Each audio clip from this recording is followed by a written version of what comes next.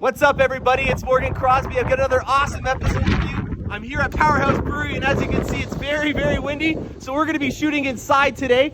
Yesterday we had an awesome photo shoot over there, but it's just too windy for us to be able to shoot it in that kind of area. It's almost like a wind tunnel effect. So we're going to be clearing out a 47 Ford right now from the brewery, and we're going to be shooting inside.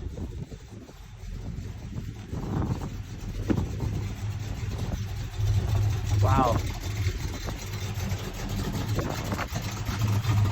Very cool. It's even got a fifth wheel attachment for a gooseneck. Very cool.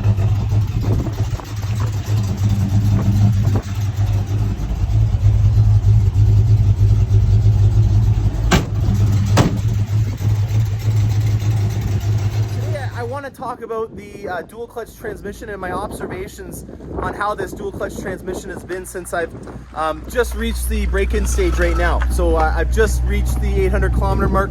I'll be doing a video showing me going through that at a later time, but right now we're going to be talking about first impressions and why I think that this dual clutch transmission is going to be something that I'm going to be happy with over the time. I was not a happy camper when I first heard that it was only going to be an automatic transmission.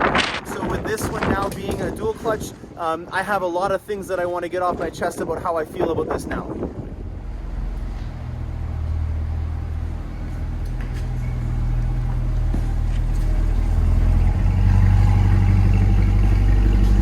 Look at this.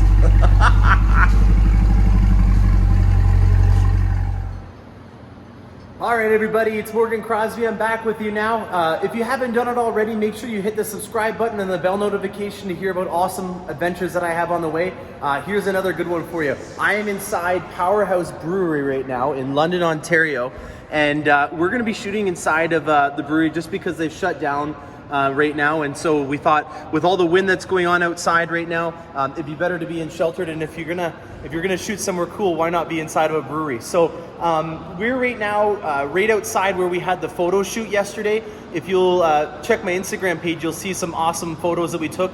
It's an abandoned Kellogg's factory that they're repurposing. Part of it is a brewery. There's also an amusement area for children, and then there's a lot of other cool new things that are right around the corner that I'll shoot once they finish building up. Again, just with the utility, I always want to show you what I can do for practical scenarios.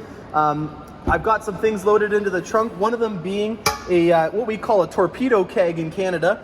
They're not a full-size keg, but they're enough to get the job done if you're having some friends over or you're going up to the lake. And I can confirm that this is able to fit in very easily and still have a lot of space in the sides and then also in your frunk to shoot a little bit more stuff. So if you were ever wondering if you could fit a mini keg inside of your Corvette, I have now confirmed you can. So what we're going to be talking about today is the dual clutch transmission and how I've become at peace with the fact that this is the only available option for the Corvette. I did have a manual transmission on the C7, so my 7-speed was something that I was very, very in love with because you're at peace and you're part of the machine.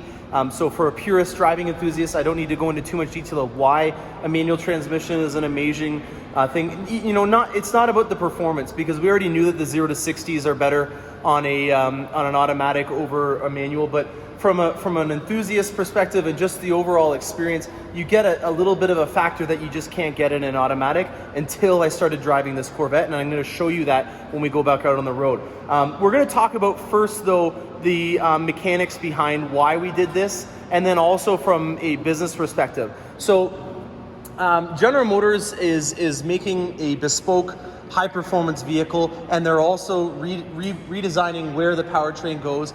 And when you're doing that, it has a lot of costs involved with it. And when they looked at the numbers of how many people bought a manual transmission in the C7 generation, it didn't make any sense for them to also be building a bespoke transmission for the manual fans as well.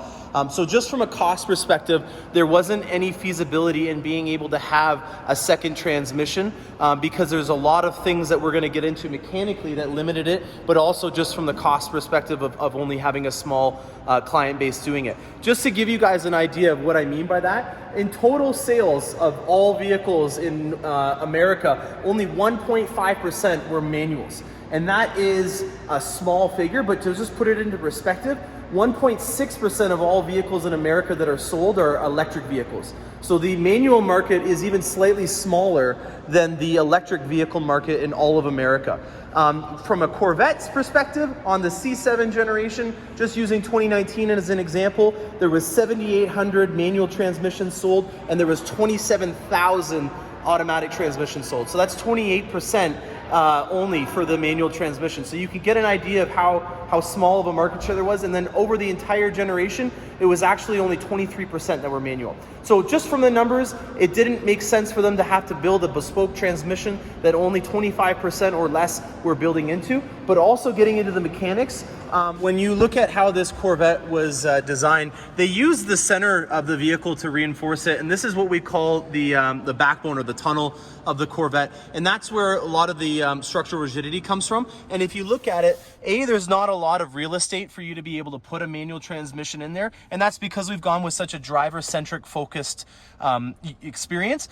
But also, if you think about it, if you're reinforcing it through here and then you're wanting to drill to put mechanical linkages through, you're going to sacrifice the main area that they tried to reinforce the Corvette. And the reason why we did it there and not have a lower one is because on a lot of mid-engine vehicles, they use a tub to be able to reinforce it through the sills. And we wanted to have a very ergonomic Corvette that was similar to what you would had on your previous gens. Yes, I still have the covers protecting it from the factory. Until you give me a reason to take them off, I'm not gonna.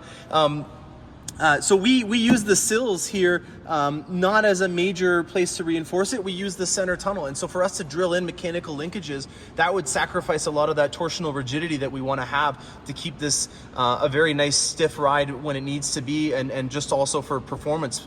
Now also on the topic of mechanical linkages, if you think about how a manual transmission would work, because this has a V8 in the back now, it also greatly reduces the ability for us to have a true manual transmission. If you think about Porsches and they have a 911 with the flat six, the reason why they're able to get away with it in their rear engine design is because it is such a low engine. In a Corvette, it's a V8. So the V8 design is too high for us to be able to fit a mechanical linkages system in the Corvette, and so we would have had to go to a drive-by-wire system if we were going to go to a manual transmission. And now you're just getting into a point where you're making too many sacrifices for it to even make any sense. If you're going to have a manual transmission and you're going to go to the effort of sacrificing the structural integrity of the Corvette's backbone, you might as well not even do it if you can't do it right with the best kind. So that's one of the biggest reasons why we didn't do it from a mechanical's perspective. Now, in terms of a practical thing, one of the things that I've always been secretly jealous of on the automatic transmissions is remote start. You know, you have a dry sump system in the Corvette, and when you have a dry sump system or any high performance vehicle, you should always warm the Corvette or any engine up. And so having just a remote start now on all C7 or C8 Corvettes, C8, that's a huge win. I can't think of any other mid-engine supercar that has that ability. If there is someone that has a remote start, please let me know. I think that's everything that we wanted to talk upon inside. We're going to go outside now and we're going to talk about all the things that I've uncovered while breaking in my Corvette. And I think I'm also going to be going over that mark for the break-in stage. So I'll show you my odometer or my tachometer dialing back as well. So without further ado, let's start it up using the remote starter.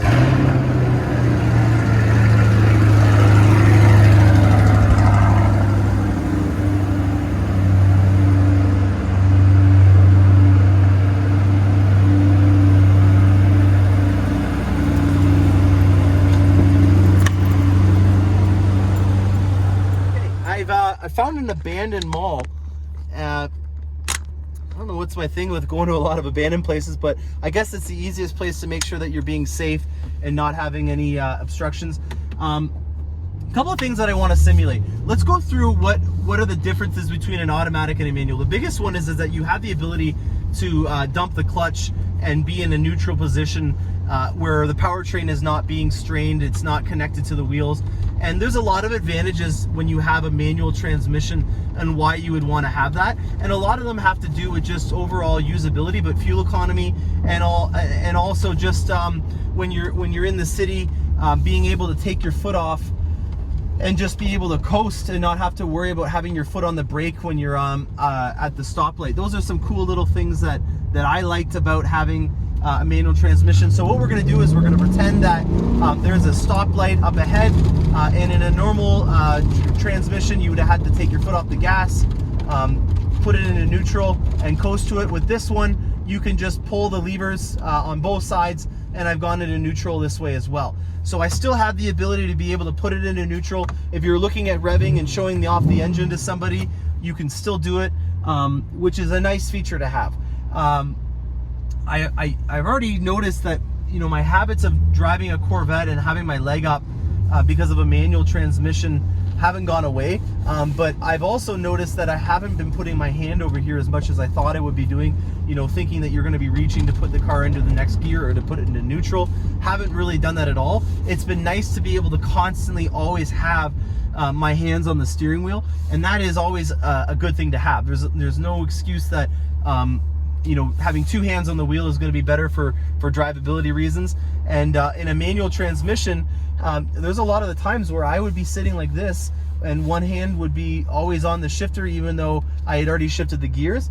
And drivability wise, I would be driving with my left hand a lot of the times. In this one, I can constantly have my hands on the steering wheel. If I wanted to be in different positions, it's fine. But I also have very good thumb locks, so it doesn't feel like they're out of place being on here. And so I guess what the point I'm trying to get across is that I was at home for years with having my arm being in this position down here, and almost immediately it's found a new home on the steering wheel where it should be to begin with, and it doesn't really feel out of my element to have my hand always be up here. So in terms of hand placement, it's been a nice transition. I don't feel like this is an awkward place to have it.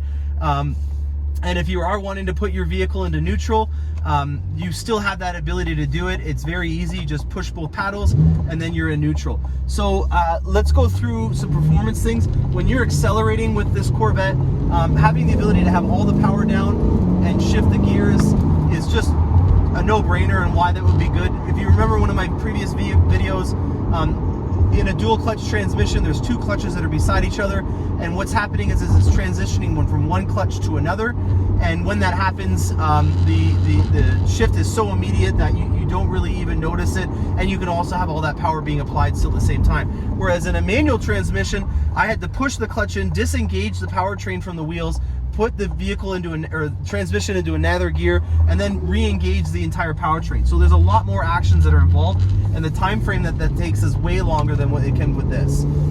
So shifting's faster. It feels at home to have my arm or my hand up here. I love on the display screen of the new Corvette, when you do shift it from one gear to another, it shows you where the highest point was in your shifting from the previous time. So if I was wanting to accelerate it here, and then I'm going to shift down, it shows me where the highest point was on the revs in the last time that I shifted. That is a very, very good thing to do, especially if you're just learning where the red line is, or where from an auditory level your red line is. When you get good at driving a Vette, especially if you're on the track, you're not looking at your tach nearly as much as you're listening to the engine. And so from a visual perspective, the ability for you to be able to see where you shifted last time and be able to look down and see where that was, that's going to train your ears to be able to know what sound it is to be at when you're wanting to shift to that red line. So very, very, very driver-focused feature to have on this Corvette. Glad to see it. It's not so much to do with the dual clutch, but again, another amazing feature. Okay, we're turning onto the highway here, and first things first. So that is the reason why we changed from a manual to a dual clutch. The shifts are absolutely immediate. The motions that you would have had to go through to do that in a manual transmission would have been to push the clutch in, change the gear, and then remove the clutch back out, or the clutch pedal. You're physically disengaging the powertrain when you do that. And when that happens, it takes up a lot of time. Yes, it's kind of cool that you're part of the machine. I will never forget that experience. But at the same time, because you have two clutches inside of there and one is already loaded up with the next gear, it's immediate. There's no sacrifice in terms of performance. And that to me is inexcusable. You can't ignore that. You really, really do have an amazing benefit over someone in a manual transmission. Now, if I want to drive this like a manual, I still have the ability to do that, and there's two different ways I can do it. So let's say that there's somebody in front of me and I want to overtake them, and I'm only wanting to be in the manual mode for a temporary period of time. I can immediately just press the lower shifter paddle, and then it will manually allow me to change the gears. I overtake the person,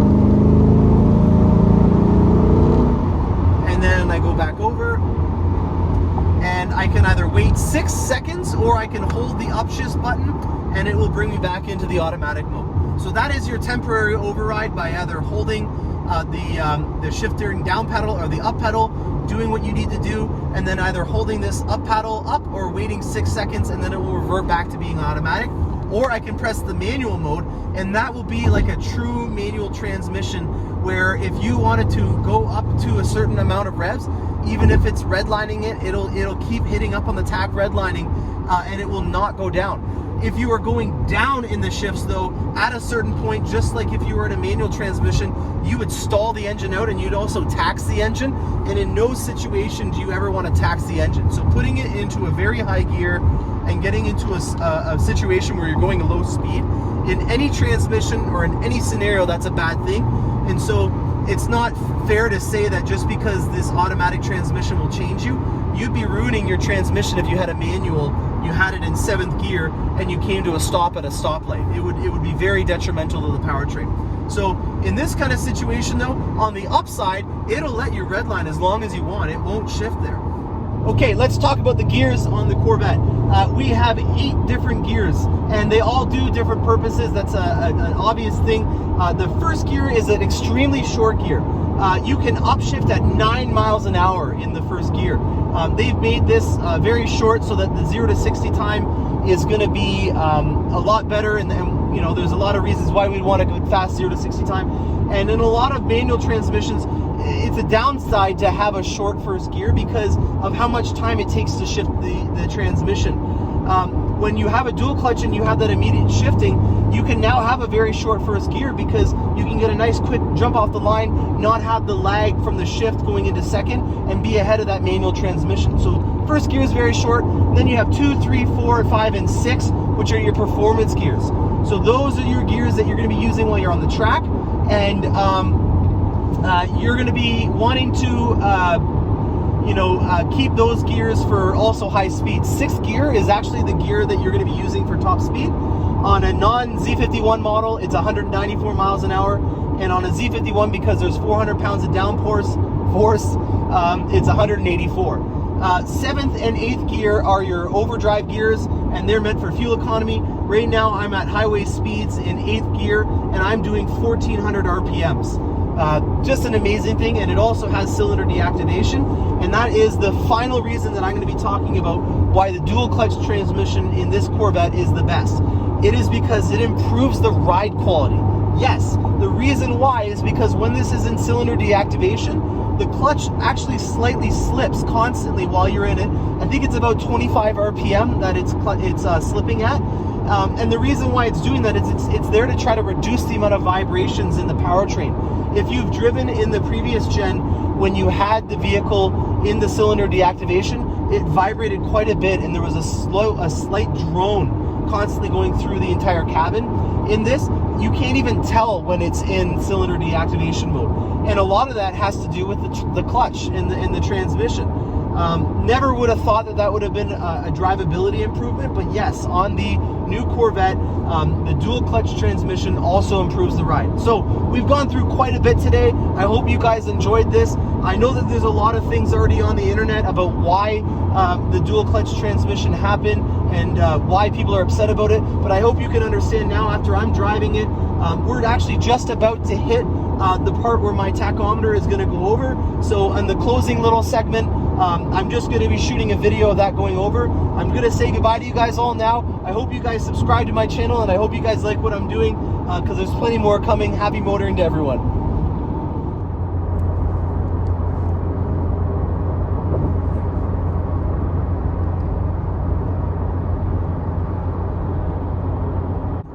She's been broken in! A milestone has been passed in my Corvette.